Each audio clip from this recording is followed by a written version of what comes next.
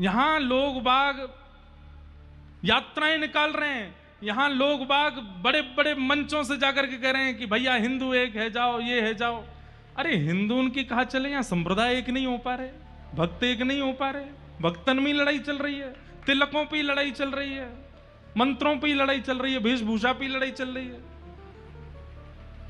भैया युवा जैसे तैसे आए हैं भक्ति मार्ग पे, आचार्य चरणों के भाव से कहीं वो भटक ना जाएं, इसलिए हमारी प्रार्थना आचार्यों से नहीं, आचार्य गलत नहीं हो सकते, हमारी प्रार्थना तो उन लोगों से है जो उनकी बातों को दूसरों तक पहुंचा रहे हैं। कृपा कर ऐसी भावनाएं पहुंचवाइए जिससे वैष्णव और प्रगाढ़ हो, जिससे हमारे चित्त में और भक्ति प्रबल हो।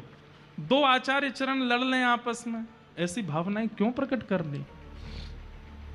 यहां देखिए श्रीमद वल्लभाचार्य जी महाराज पुष्टि मार्ग के प्रवर्तक और श्री चैतन्य महाप्रभु श्री गौड़िया वैष्णव परंपरा के प्रवर्तक जगन्नाथपुरी में दोनों भुजा उठा करके नृत्य कर रहे हैं।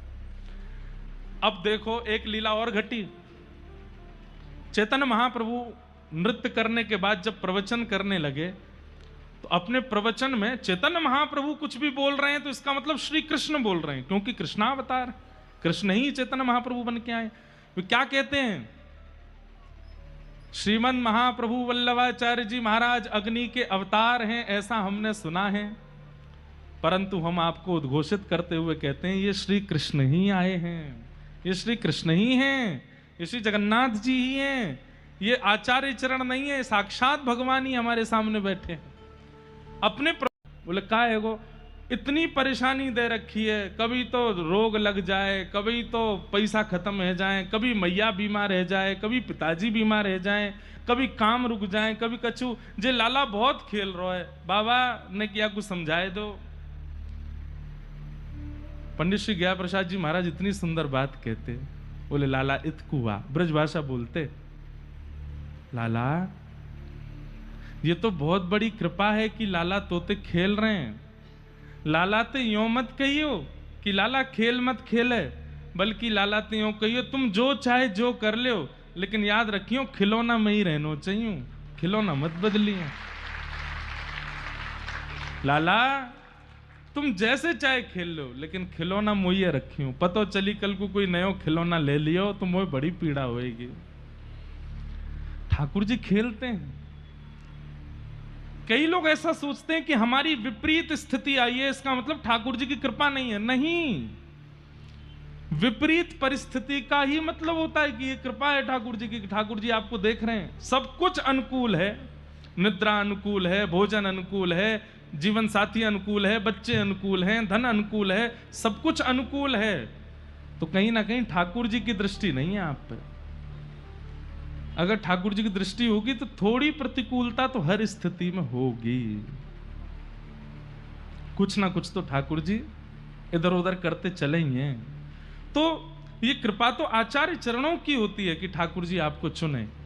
ऐसे ही हमारे श्री गोसाई विठलनाथ जी को चुना ठाकुर जी ने, अरे वो तो स्वयं भगवान ही है, स्वयं अभी चरित्र लीला हम सुनेंगे, स्वयं ठाकुर जी हैं।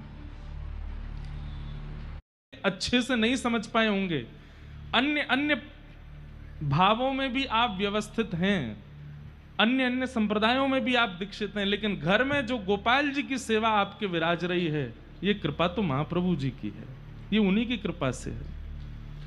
अगर महाप्रभु जी का प्रादुर्भाव पृथ्वी पर नहीं हुआ होता तो हमारे घर में लड्डू गोपाल कभी नहीं आते। उनका नाम लड्डू गोपाल हम उत्तर भारतीय लोगों ने विशेष रूप से रख दिया, वैसे तो उनका नाम नवनीत प्रिया है।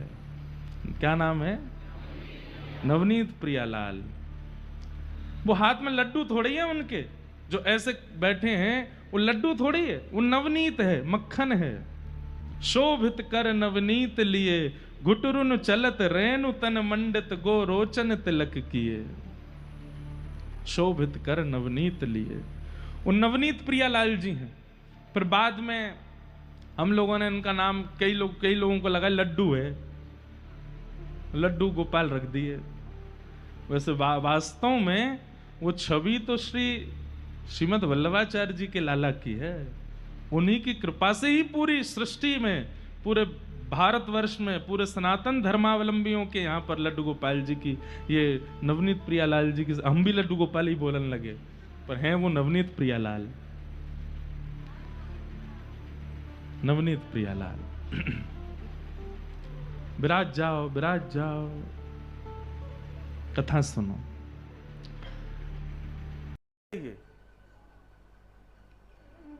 किसी व्यक्ति की मृत्यु पर हम रोते क्यों हैं?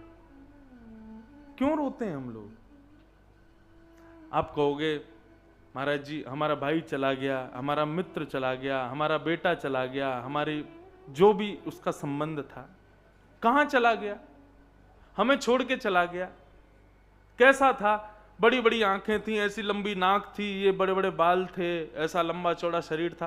तो वो तो तुम्हारे सामने पड़ा है। इसकी भी बड़ी आंखें, बड़े बाल हैं, बड़े कान, बड़ी आंख, बड़ा लंबा स्वरूप।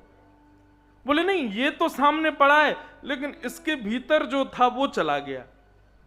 उसके भीतर जो था उसको आपने कभी देखा? कभी देखा नहीं। तो जिसको आपने देखा नहीं उसके लिए आप रो क्यों रहे हो? और जिसको आपने देखा वो तो आपके सामने है, तो फिर रोना क्यों? अंत तो गत्वा आप स्वयं से जब पूछेंगे कि हम रो क्यों रहे हैं, तो आपको पता चलेगा कि आप उसके लिए नहीं रो रहे जो सामने है। यदि उसके लिए रो रहे हैं तो वो तो सामने ही है। हम रो उसके लिए रहे हैं जिसको हम इतने समय साथ रह करके भी पहचान नहीं पाए। वही चैतन्य परमात्मा है जो उसके भीतर था। अरे हमने उसको अपना भाई मान लिया था, हमने उसको पुत्र मान लिया था, लेकिन वास्तविकता तो ये थी, ये भाई पुत्र रिश्ते नाते सब तोड़ के चला गया। हमारा नाता तो उससे था जो उसके भीतर था। वो कौन है? वही चैतन्य है, वही परमात्मा है।